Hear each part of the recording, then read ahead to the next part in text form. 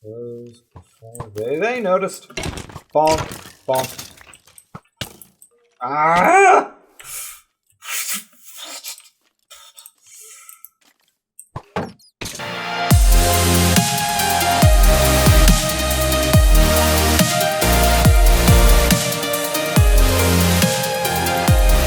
Okay, everyone, welcome back to, I believe it's episode 15?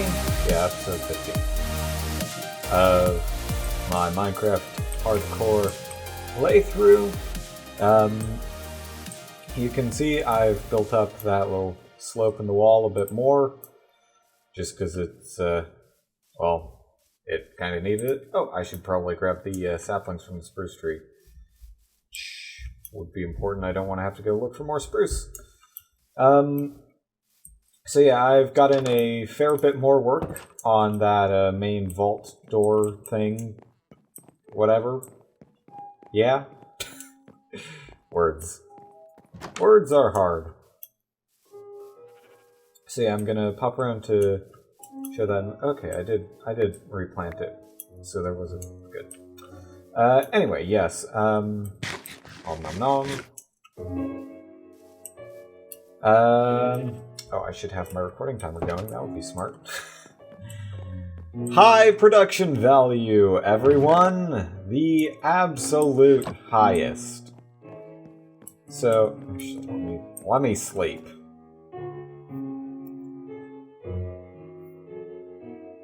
There we go. So yes, never mind the dirt scaffolding. You can see, like, sort of broadly what I'm going for here. I think actually, thinking about it, I'm just gonna bonk, bonk, bonk, bonk. Goes there, that goes there, there, and there. So I still haven't fully decided whether I want a piston entrance, which will be a bit technical, or a, like, iron doors type of situation.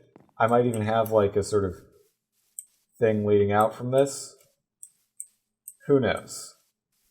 But yeah, I figured I would pop back into the recording after doing all of that because, well, why the heck not? You know, I don't want to spend multiple hours at a time gathering footage, essentially, that I'm not using, and clogging up my hard drive.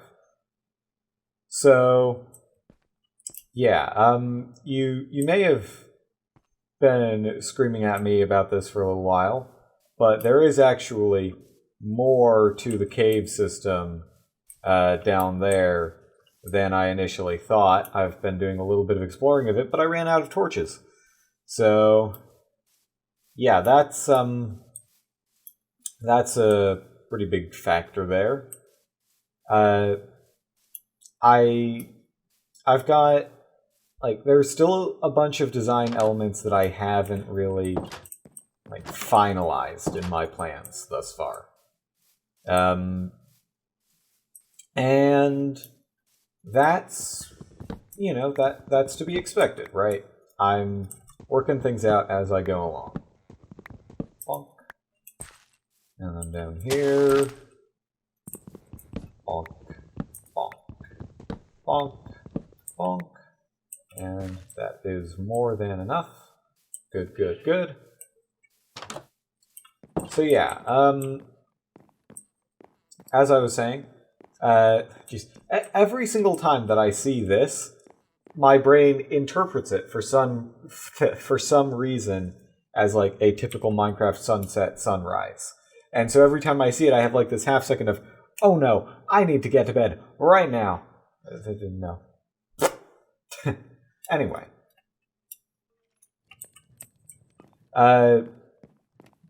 My primary goal right now is just to finish building the house, and then I am going to go on a quest for village. I think I might have, at some point, found a village, like, over that way or something. I have a vague recollection, but that recollection might not be accurate. I'm definitely not putting together a village within here until I have finished building it up, because I want it to, I want it to be finished. I want it to be good. I don't want to have to shenanigan things around just to make it all work. Boink. Boink. Boink. And I don't really need any more wood at this point.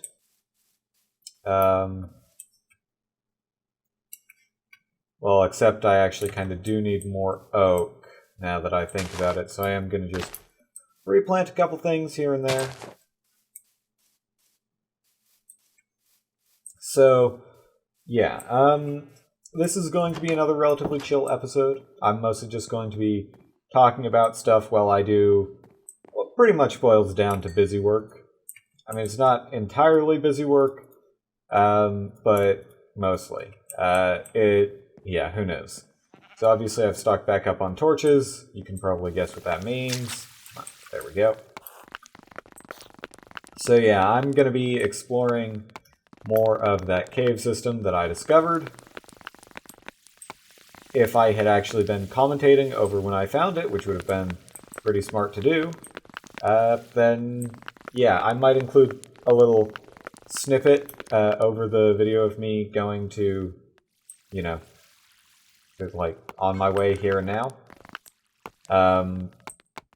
Obviously, that is, well,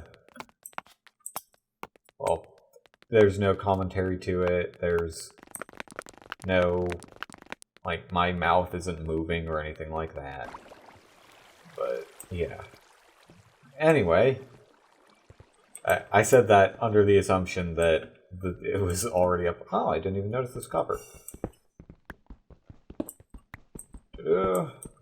Don't mind me just getting more copper because it's, weirdly enough, my current bottleneck. Strange how the almost entirely cosmetic resource is the thing holding me back from further construction.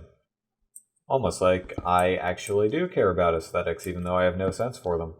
Oh, hello, Zombo. You can't even hurt me. Yeah, that's right. Try to find a way up here. I'll wait. So, yeah, as you can tell, I've already lit this area up a little bit.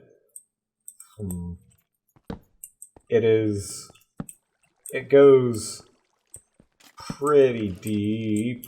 Hello, ow, what was that hitbox? It's okay. So yeah, like I said, this is going to be a pretty chill lapis. A piece. Bonk. Alright. That's enough for a few enchantments.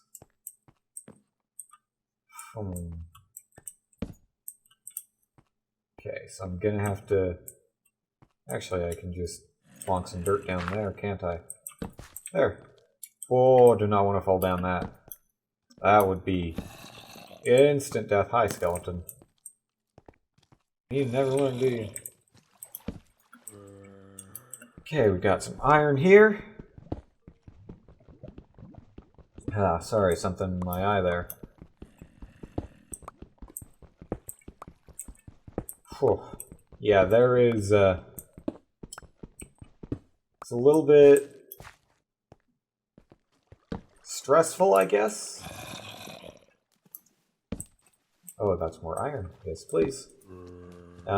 Just because I know that one misinput, one butterfinger, and I am gone. And with all the time and effort I have invested into this run in particular, I do not want to do that. You know, I am obviously obviously no speed runner. I'm a slow runner. Let's, hop. Jeez. I still have not fully adjusted to Caves and Cliffs, well, cave generation. It is very unfamiliar to me, really. Like, especially with all the freaking water that gets generated, I'm just, like, I'm lost. Like, I'm not full-on lost, but it's like, I have no idea what's going on. Ooh, lapis. Come on. Okay, I hear drowned. Left. Just gotta grab the rest of the lazuli.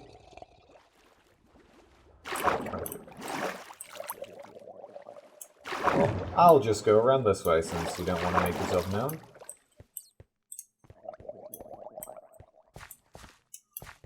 Okay, I'm once again out of torches. Oh, copper that I once again did not notice.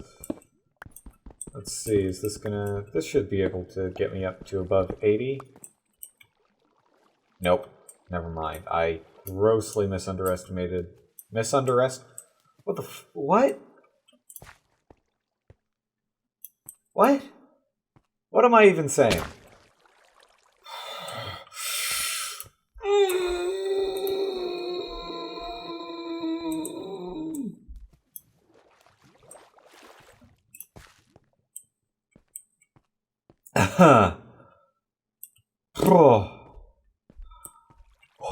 Okay.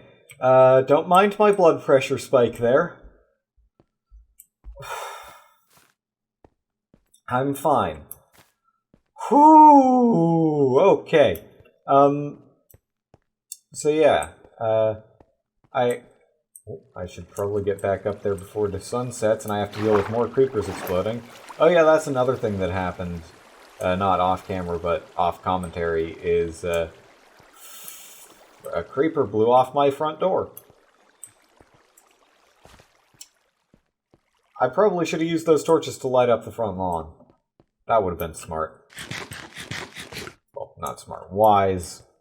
If there's one thing that playing Dungeons & Dragons, Pathfinder, and the like has taught me, it's that smart and wise are two very, very different things. You can be a foolish genius or a wise idiot, and both of those are equally valid. Or you can be the more common foolish idiot or wise genius. Okay,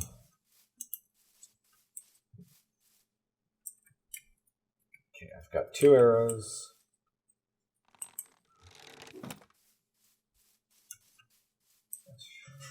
Those before they noticed. Bonk, bonk. Ah!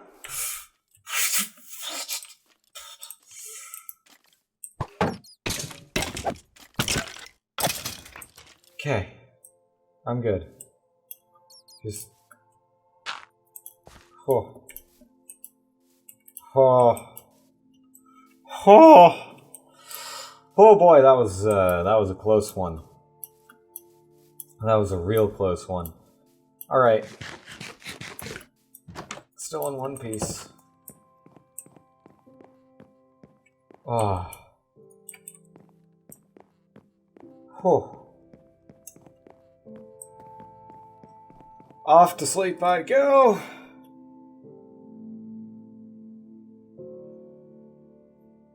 Ah, there we go.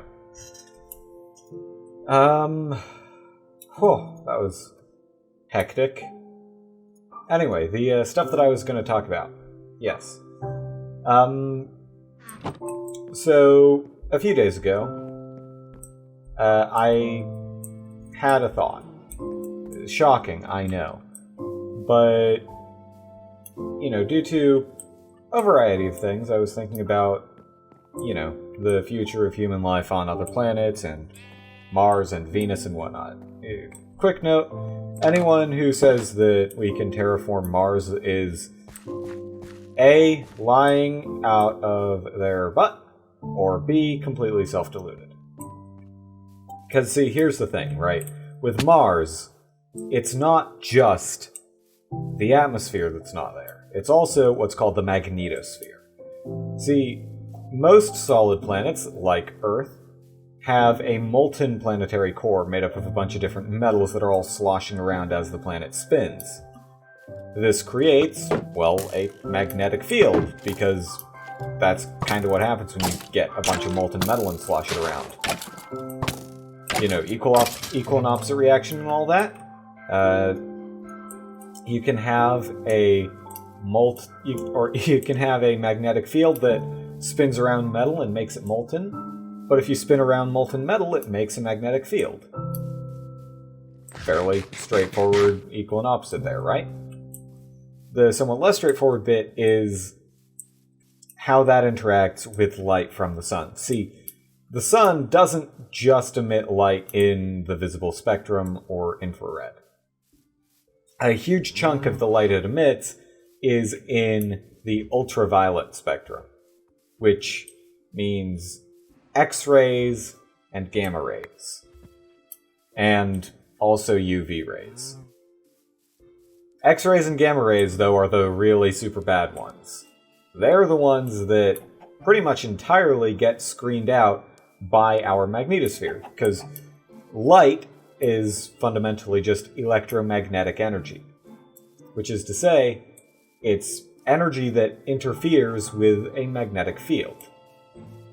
So if you have a powerful magnetic field around a planet, well, that magnetic field will redirect, block out, or just flat out weaken the very high energy electromagnetic waves thrown at it. That is actually why we have the aurora borealis. That is the high energy from the sun getting deflected by the magnetosphere sent along the poles, where it's going parallel and not perpendicular, which means that it's getting a lot less deflected, and so at the poles and near the poles, it's interacting with the atmosphere somewhat, creating these cascades of very highly energized particles, and that is what we see as the aurora borealis, as the northern and also southern lights. Which, well, let me just say, is a really beautiful manifestation of something very deadly. Hang on. Just the slightest bit lost. Should not have wandered while I was talking. I'm pretty sure that's the mountain range I built my home on. Whatever. So, yeah. Mars does not have a solid planetary core. Or, sorry, does not have a molten planetary core. It has a solid planetary core. Which means that it has no magnetosphere. Anything on its surface gets basically the full exposure to solar radiation in the bad way. Now, that might, at first brush, not sound too bad. Because, well, we've survived here on Earth, right? Yeah, we've survived with a magnetosphere.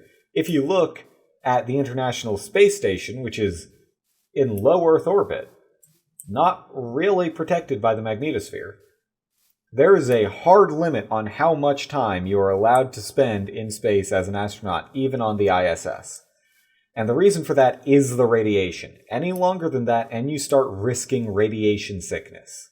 And this is not a, come back down for a month every year or so and you'll be fine. This is once you hit this limit, you are not allowed back up in space again, ever, period.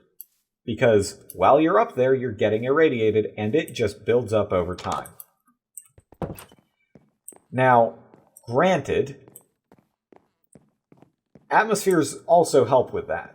We get more radiation flying in a plane for a little while than you could ever be exposed to by one of those, X-ray scanner things that you go through at the airport.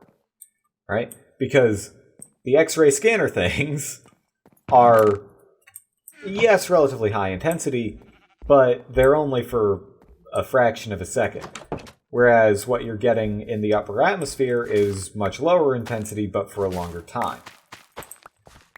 And the thing is, right, yeah, some of that does filter down to ground level and, below the surface of the water as well, which is why things like mutations happen, or one of the reasons why mutations happen. It certainly speeds along the process of mutations, which, of course, is part of what allows natural selection and evolution.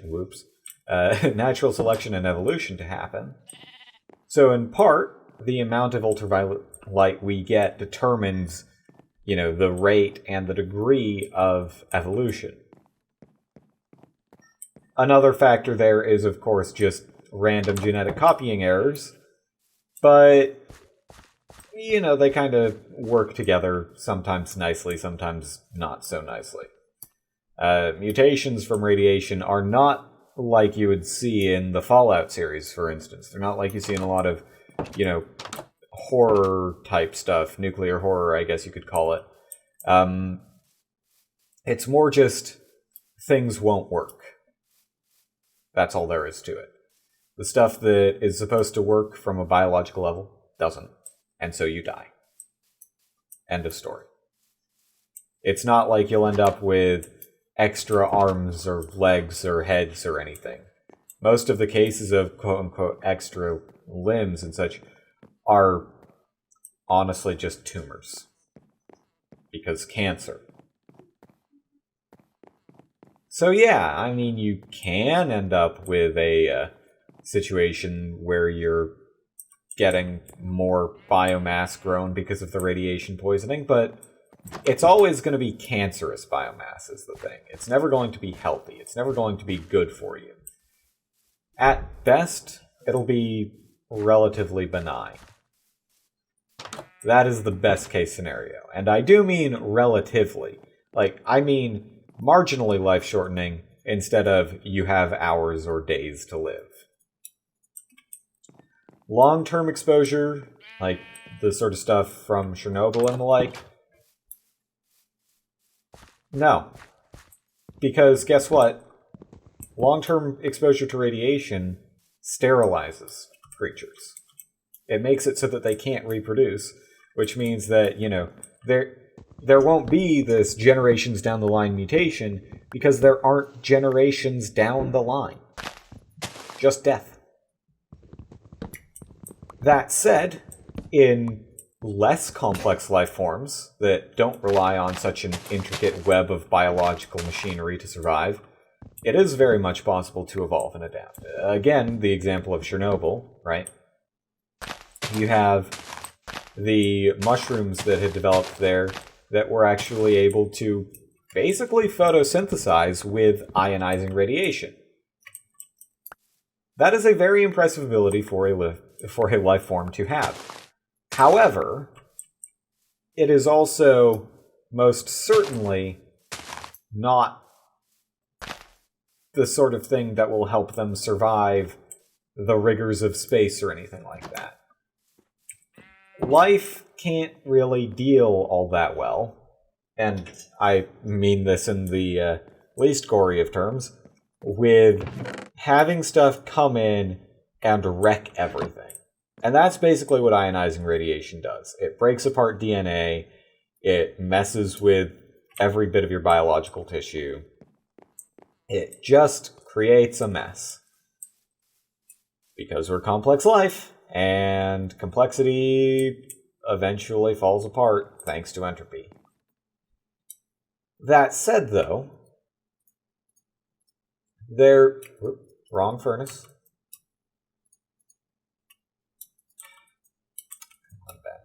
Come on. So, that said, there is a way to get around, some of the nastier deleterious mutations, and to have a resistance to ionizing radiation. We see it in things like tardigrades, which basically can enter a sort of, for lack of a better term, restorative hibernation almost, where they piece their own DNA back together if it's been damaged by radiation. But until we figure out how exactly they do that, we certainly won't be colonizing anywhere that shreds our DNA. And planets without magnetospheres, like Mars, shred DNA. But here's the other thing. People always talk about Mars as Earth's sister planet. And they're sort of right. I mean, there's some pretty big glaring differences, like the, fact that Mars died a long time ago and won't ever live again unless we can either become immune to radiation or figure out some way to restart the planet's core, which, good luck. I don't think it's happening anytime soon. But there is another perfectly good sibling planet to Earth in the form of Venus. See, Venus is actually more similar to Earth than Mars is.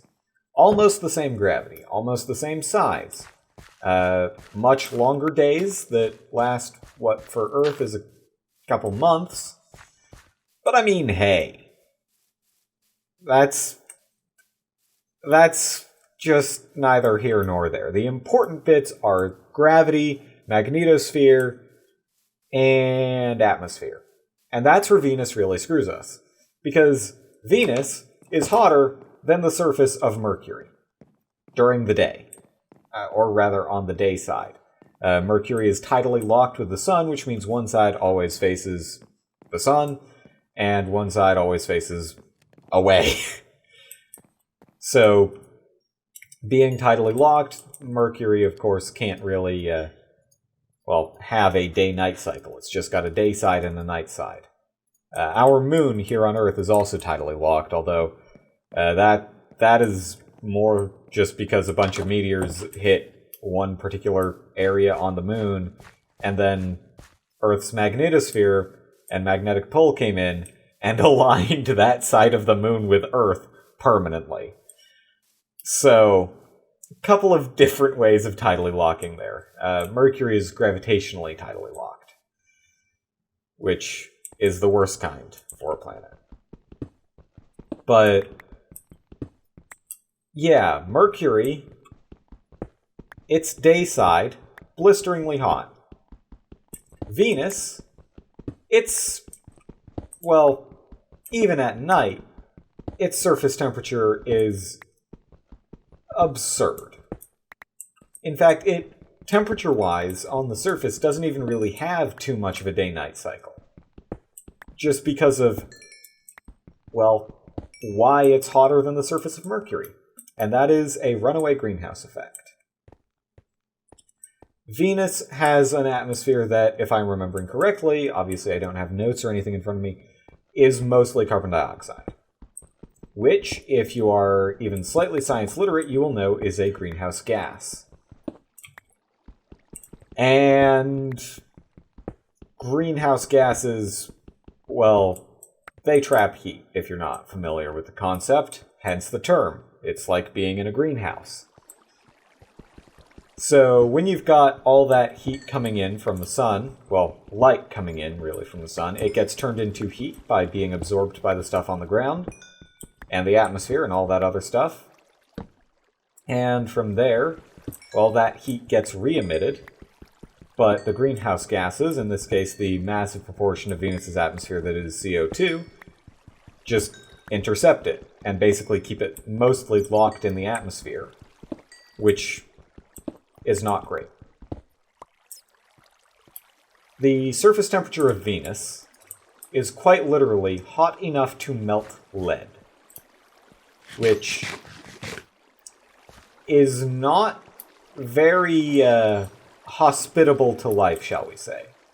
Also, the clouds and rain are all made of sulfuric acid, because that, sure, let's have a sulfuric acid cycle instead of a water cycle. That'll go great. But the other key factor there is the atmospheric pressure from all that CO2, which means that you can chuck some random carbon in there and it'll basically turn into a diamond a few months later. But that's the thing, right? CO2, the same greenhouse gas that we are currently trying to figure out a way to scrub out of our own atmosphere as efficiently as possible. That's what makes Venus basically uninhabitable. Oh no. Oh good, I lived. So, yeah, Venus, sure, it's not the nicest place to be, but we can figure out, hopefully, how to, well, mitigate that somewhat if we manage to... Hang on. I did not see you there, Mr. Skeleton. I hear another one. Okay. Oh, dear. Come on.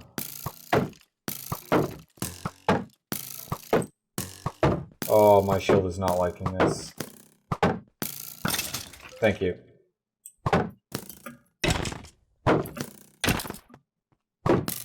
Bonk.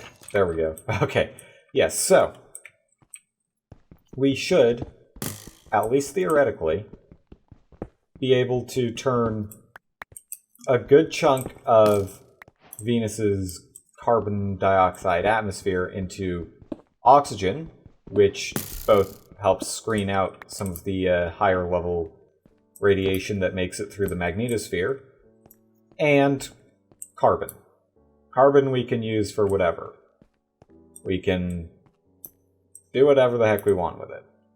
But if we want to really be productive about it, we need to figure out some way to have stuff grow, essentially, on Venus. Obviously, the surface temperature and pressure are way too high for that to be viable. Also, there's the fact that it rains sulfuric acid, which is deadly to basically everything. But if we instead had, like, little platforms, essentially, with, well, nitrogenated dirt that was regularly refreshed, we could set those solar-powered, like, aerial platforms, basically, adrift in its upper atmosphere. Maybe have, like, onboard guidance computers or something, so that they always stay on the day side. Or not the day side, but, like, they always stay in daylight, so the solar panels are always getting power to keep the little engines up. Those plants would, with all that carbon dioxide and with all that continuous sunlight, be able to grow pretty quickly, as long as they're not, you know, too dependent on nitrogen, which would be kind of hard to come by. But, like, heck, maybe you could even get, like, some of those weird air plants that I don't know how they work, going on those aerial platforms, and see if that would work to try and reduce the levels of CO2 in the Venusian atmosphere. Because that is the ultimate goal, right? Because here's the other thing. Venus is the way it is because of a runaway greenhouse effect. Earth could very well have ended up the same way. Obviously, I can't say whether it would have or not, but I think it's entirely possible that it might have if, you know, the stars had aligned in just the wrong way, and if photosynthetic life hadn't evolved here on Earth. Venus, with, you know, the conditions that it had, with its very long day-night cycle, I don't think could have evolved photosynthetic life. Just because, well, for that life to be suitably complex, it would need to be able to survive, essentially, what for us is a month of starvation. Because, well, of the day-night cycle. So, low-level photosynthetic life, sure, absolutely could have evolved. High-level, probably not. You know, stuff like plants probably could not have evolved very easily on Venus. Definitely not before it turned into the toxic wasteland that it is now. Who knows? I'm no I'm no evolutionary biologist. I'm no atmospheric scientist or anything like that. But I think we have a shot at terraforming Venus and at making it almost as hospitable as Earth is, if not for its ridiculous day-night cycle. We have a shot at making Venus sort of kind of livable-ish. And I think when you compare, recognizing that our best shot at another home in the same solar system, which basically means another home for our species aside from Earth at all, with our current, understanding of physics and ability to create spacecraft, that understanding that the only other option for us, at least here in the solar system, requires that we be able to fix the same disaster we're currently putting our own planet through, combined with the acknowledgement that the effort needed to make Mars not even habitable, just viable for even short-term exploration by humans is ridiculous. That I think will do more to help get people on the right track with climate change and the like than anything else. Because right now we have people like Elon Musk and all of his tech groupies who think that, going to Mars will save humanity. But we can't go to Mars. We can't. Because it doesn't have what we need for life to be able to exist. No one would be able to stay on Mars for more than, at most, 6 months without incurring serious health risks. And in case you hadn't noticed, it takes a lot longer than 6 months to just carry a fetus from gestation to birth. Conception to birth. And it takes a lot longer than 6 months for a child to grow to adulthood. You can't have functioning human civilization on Mars. Not without a magnetosphere. And then you get into the problem of Mars has no atmosphere. So you need to import all of the atmosphere, as opposed to Venus, where, yes, its atmosphere is an absolute mess, but we can mostly clean it up. Sure, a pure oxygen environment is no good either, but if we just bring the CO2 levels down to something a lot more manageable, you could have what on Earth would be considered a tropical climate around the poles, and that would be fairly livable. Sure, the more extreme temperatures there would be completely uninhabitable, but it's at least something, and that is better than Mars can ever do for us. I've ran pretty long on this one, mostly because talking about all this started later than I meant for it to and took longer than I meant for it to. So, yeah. That's all for today, for this week, etc. Thank you very much for watching, and I will see you all next time.